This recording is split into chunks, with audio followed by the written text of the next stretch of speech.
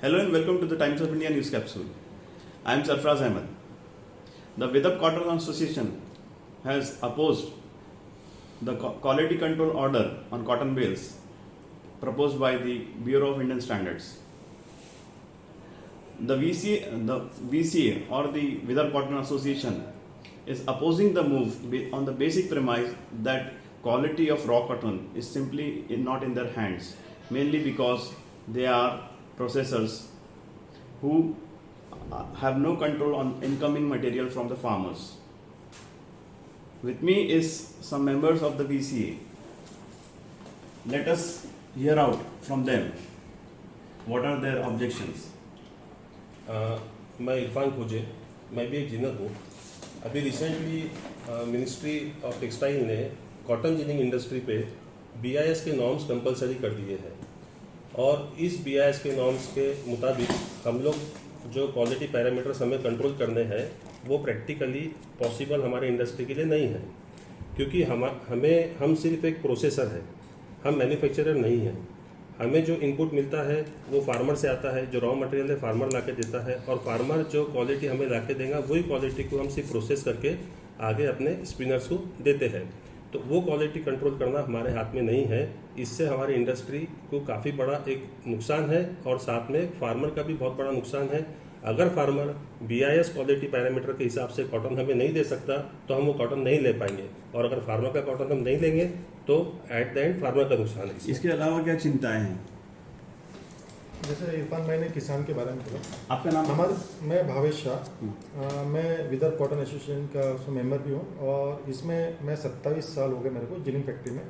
तो ये हम डायरेक्टली ये जो हमारी इंडस्ट्री है ये डायरेक्टली किसान से जुड़ी हुई है और इसमें जो किसान हैं वही हमें कपास सप्लाई करते हैं। उसके अलावा हमारी इंडस्ट्री इसके अलावा दूसरे इसमें नहीं चल सकती। अब कपास के बारे में ऐसा बोलना चाहूँगा, जैसे BIS में नॉर्म्स आए कि हमको ये क्वालिटी होना ये होना, हम ऑलरेडी क्वालिटी बहुत अच्छा बनाने की कोशिश कर रहे हैं, पर हमारे पास जो कपास आता है वो किसान से ही आता है।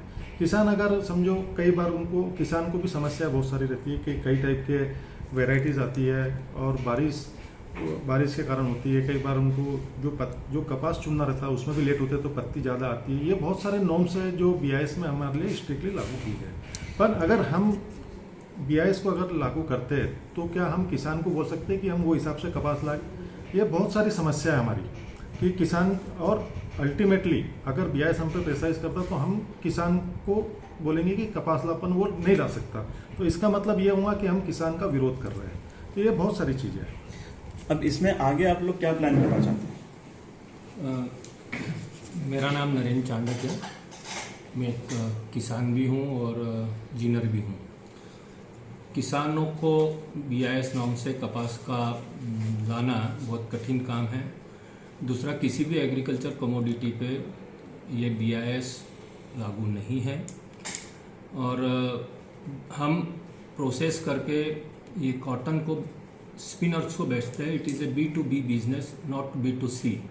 देयरफॉर हमारा ऐसा मानना है कि ये जो BIS के नॉर्म्स है ये हम पे लागू किसी भी हालत में नहीं होने चाहिए। इरफान भाई, आप बताइए अभी आगे चल के क्या VCA का क्या स्टैंड होने वाला है? VCA का स्टैंड हम लोगों ने ये डिसाइड करे है कि जो एक टेक्सटाइल मिनिस्ट्री की जो एक ऑर्गेनाइजेशन है कॉटन कॉर्पोरेशन ऑफ इंडिया, जो कि जब भी MSP मार्केट में आता है, मिनिमम सपोर्ट प्राइस जब भी आता है तो गवर्नमेंट वो कॉटन फार्मर से परचेज करती है CCI के थ्रू। तो CCI को हमें एक टेंडर देके उसको जॉब वर्क पे हमारी फैक्ट्री देनी पड़ती है। तो हम लोग अभी जो CCI में जो टेंडर्स अभी आए हैं वो टेंडर में उन्होंने BIS नॉर्म्स को कंपलसरी किए हैं।